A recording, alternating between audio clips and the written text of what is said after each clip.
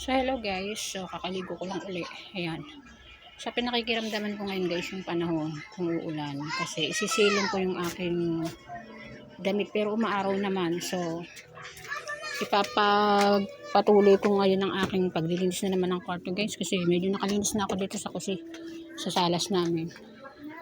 Ayan. Medyo naglinis na ako sa salas namin. So ngayon naman is ang kusina. Ayan.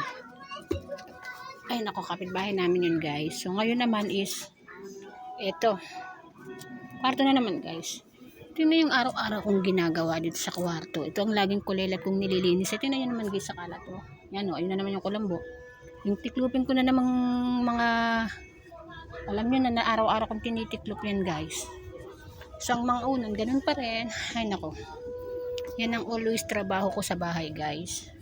So hindi pa ako nakakasuklay na naman. So sana huwag kayong magsasawang panoorin itong aking videos. Pasensya na kayo kung lagi updated akong ganito lagi bahay. Kasi ito talagang araw-araw kong ginagawa guys. So ayan. Magkakatabi kasi dito guys ang bahay. So kung napapansin nyo talagang tabi, maingay. Yun ay dahil dikit-dikit ang bahay dito guys.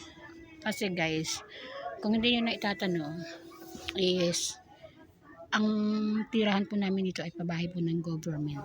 Kaya po tinatawag siya lumang kalsada guys. So ngayon ayan, maglilinis muna ulit ako nitong kwarto guys. Tulad ng dati, ayan, medyo dilim. Kasi nga kulimlim, parang uulan na naman. Pero sana suminag ang araw guys. So ayan. So kung nakikita nyo ako guys, ayan. Diba naririnig nyo maingay guys? So madilim. Ayan.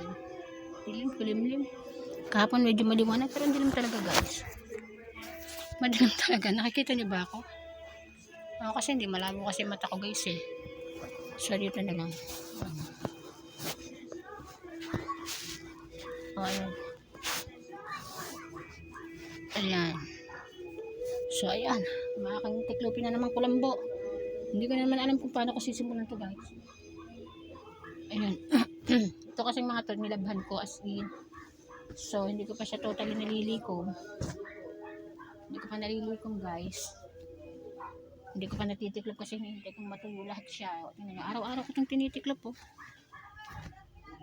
Araw-araw na kahit tiklopin ko siya ng tiklopin guys. Basta matutulog in magdamag. Ayan. Tiklopin na naman. So ito ay nilabhan ko. Ayan. Nilabhan ko na yan. Kailangan ko na lang yung i-fold. Mamaya ipo-fold ko na siya talaga ng tuluyan.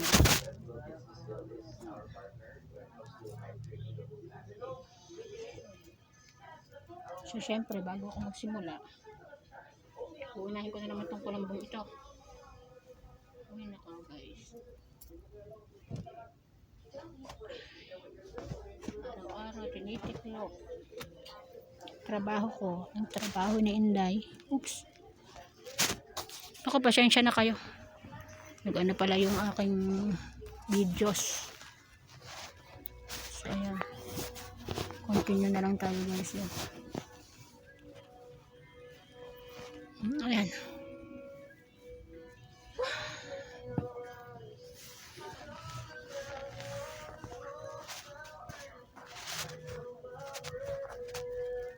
Guys, so titikip muna ako. Kulambo lagi kong tinitiklop. Pasensya na kayo sa aming kwarto at kami hindi naman po mayaman. Mahirap lang po kami. So ayan.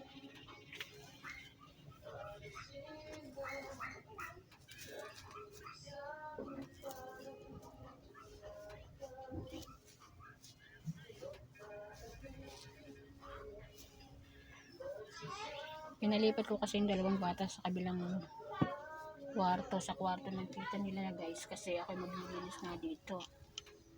Siyempre para na rin makapag-content ako ng ayos.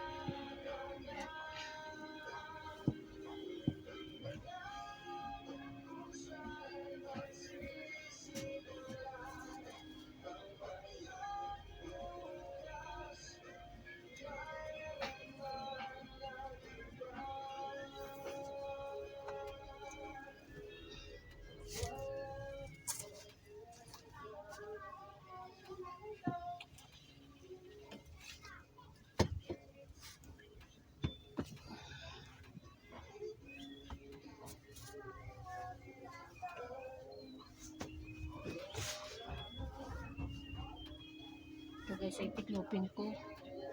Marami akong tiklopin. Yan, sumisinag na ang araw guys. Sumisikat na ang araw. So ito naman. Ito talaga guys, araw-araw. Alam niyo hindi ko naman namin ginagamit pero araw-araw busot gawa ng mga kids. So hindi ko ginagamit siya. So araw-araw ko rin tinitiklop. Ay, ang buhay nanay talaga guys. Ganyan talaga.